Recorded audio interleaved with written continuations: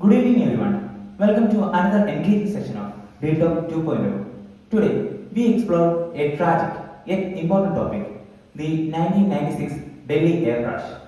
Lessons from one of the deadliest mid-air collision in aviation history. Our speaker, Mr. Anuraj, will take us through the events of that fateful day, the cause behind the disaster, the investigation findings, and how it led to crucial changes in aviation safety protocols worldwide. Without further ado, let's welcome Anuraj to the stage for his insightful discussion.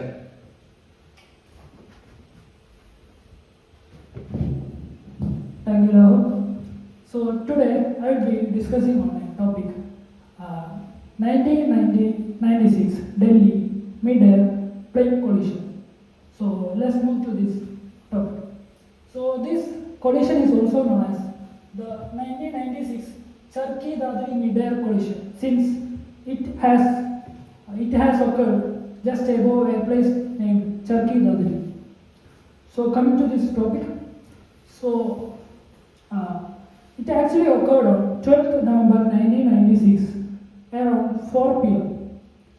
From the city of Shamket, which is actually in Kazakhstan. A plane actually flew. It take off. So it contained many traders who were coming to New Delhi to collect wools and sell them in the Central Asian market. So meanwhile, at the same time, there was another plane which was taking off from New Delhi, which was the name of the plane was Saudi Airlines, which was going to the Saudi Arabia, which contained around 300 people, in which around 200 were Indians. So it contained blue collar workers, construction workers, and also domestic workers. So the Saudi Airlines flight took off from the Delhi airport that evening. So their air traffic controller was V.K. Datta. He was on the duty at that time. So he was communicating with both the Saudi and Kazakhstan planes and was guiding them. So he was the one to give clearance to both the Saudi plane and the Kazakhstan plane. So a few minutes later, the pilots of the Saudi plane claimed that they have reached up to 1,000 feet mark and they want to uplift to a 14,000 mark. So eventually Datta gave permission for them to uplift. So the Datta tells that Kazakhstan airplane to remain at a height of 15,000 feet and not to descend any further because the Saudi airplane was already flying at 14,000. There is a rule according to this airplane association that two planes should be in around of 1,000 feet. As mentioned in this slide, 1,000 feet radius should be kept between two aeroplanes at a vertical distance. So on the screen, Mr. V.K. Datta saw that two aircraft as a blinking dots. Over the next few minutes, he sees how these two blinking dots keep coming on to each other, and at a moment, these two blinking dots fuse each other and vanishes. At this point, Datta figured out that something wrong has happened in this system. So, around 100 kilometers away from Delhi, there lies a small place named as Charki-Dadri, where at the time of evening people saw bursting of fires in the sky. So it was like debris of these irons were falling off from the sky. The two planes had collided each other.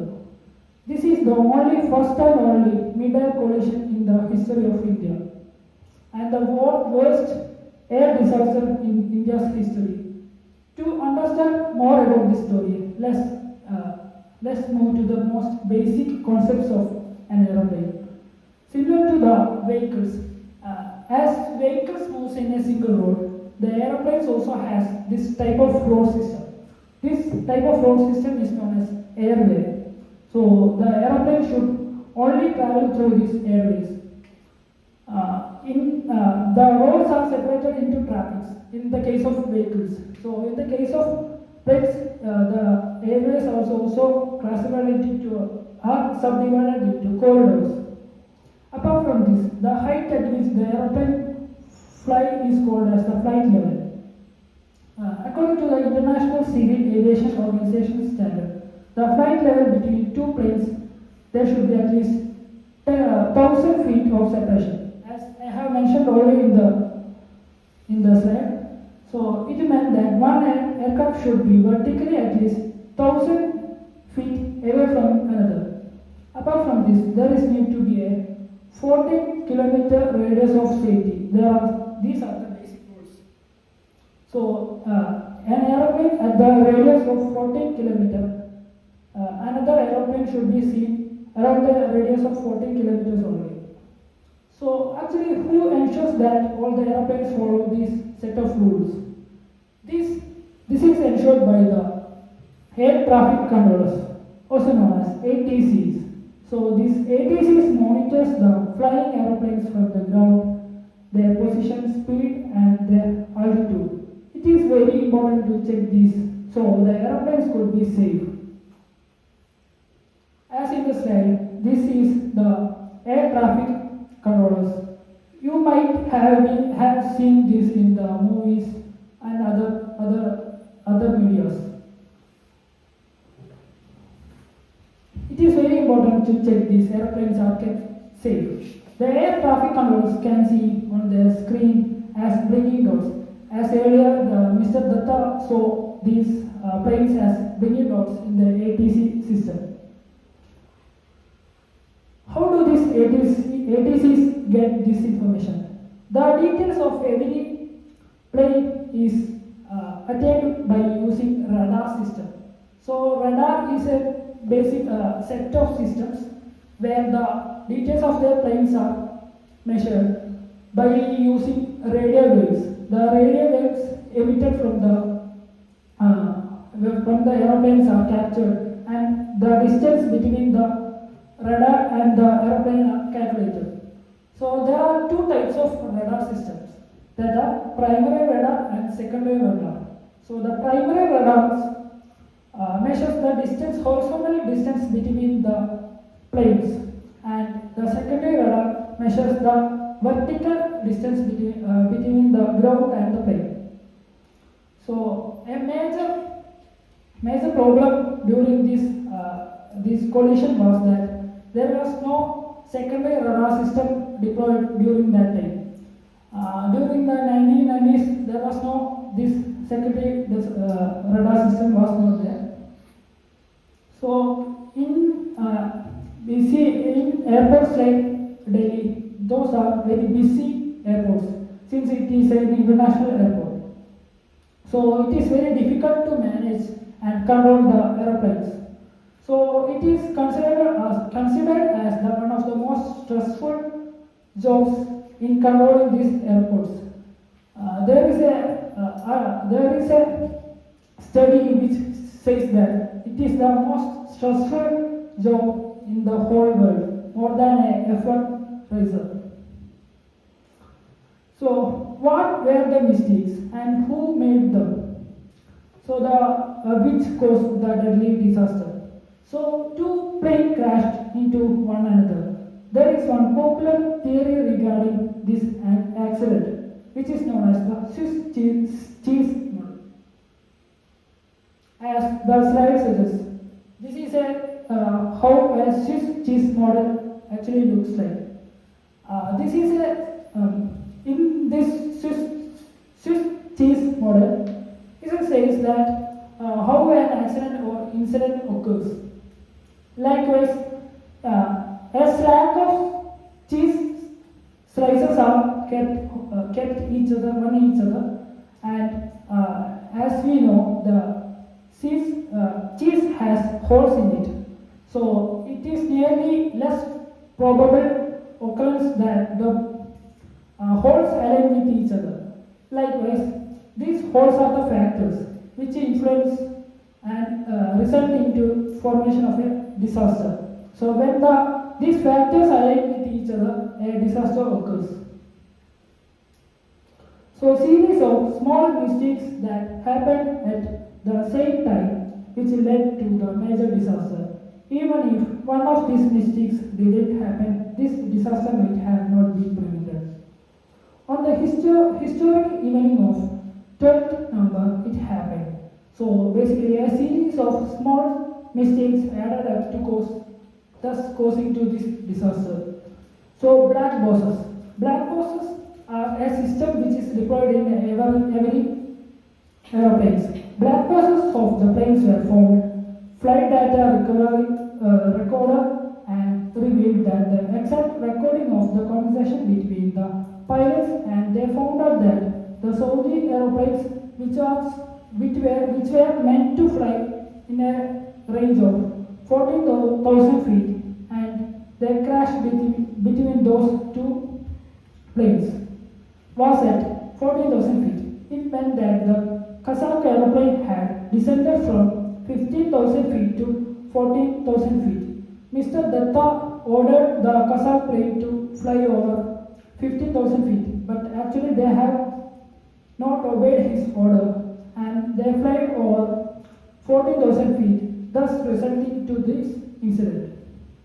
The audio recording from the black box showed that the pilots of the airplane wasn't even listening properly to the ATC was saying. The second thing that they found was that these Kazakh pilots didn't even understand English properly. This was also a major issue, thus causing to this incident. The ATC told them to maintain a flight level at a certain altitude, but they misunderstood it. So, to solve this problem, the ATC is an international standard. They took an international standard that every international pilot should at least know how to talk in English, thus minimizing the misunderstanding level. The other problem was the air corridors. One air corridor from the departing aeroplane and one of the incoming planes. But it was so that in the 1990s, there was only one air corridor. Third aspect is that, as I have already told you, the second radar system wasn't implemented during that time. Thus was a limitation in calculating the distance of the aeroplane. They made significant changes to the system so that such accident wouldn't be repeated. And thankfully, till now, such a mishap hasn't occurred in India again. Later on, India has implemented such systems and solved such limitations. The government made it mandatory for every flying aircraft to be installed with the TCAS system. So what is this TCAS system? This is the traffic collision avoidance system. So these systems were implemented later on in all aeroplanes.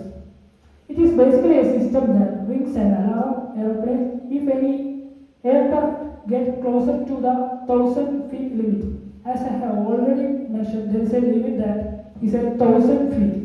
So if any airplane comes closer to this 1,000 feet system, an automatic alarm will ring and thus help the airplane to not to get collided. And this system has also a special feature that when two airplanes come closer, it automatically deviates both of these planes. The rule is that to fly internationally. So English is a must language for international flights, and in the case of domestic flights, it is not mandatory.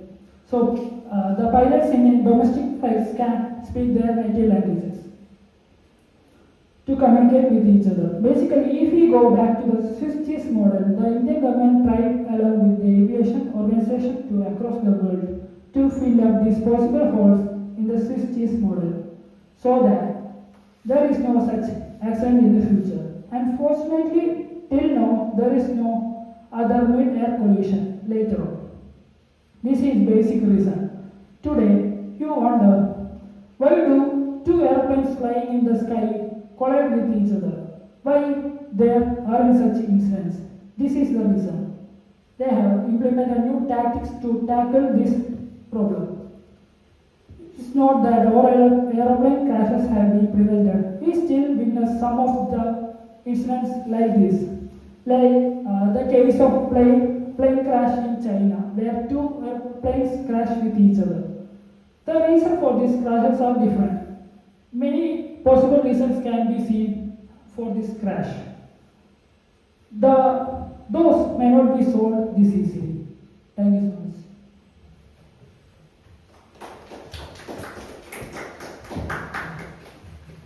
If anyone have any doubt, please feel free to ask. We welcome your inquiries on sequence of events, air traffic control procedures, and safety measures that emerged from 1996 Delhi air collisions. Yes.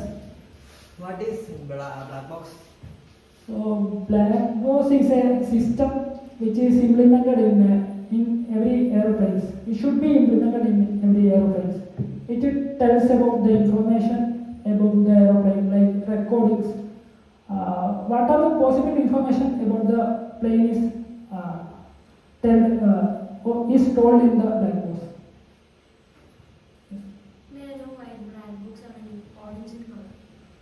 So from the older days, these black boxes are in black in color, but the professionals discovered that due to its black color, it may not be easily identified after a crash. So they have decided to add a much contrasting color, that is orange. That's why the specialist colored it in orange.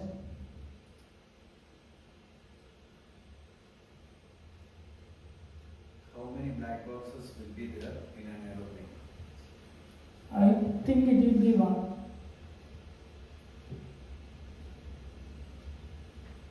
I doubt. I hope it is two. I hope so.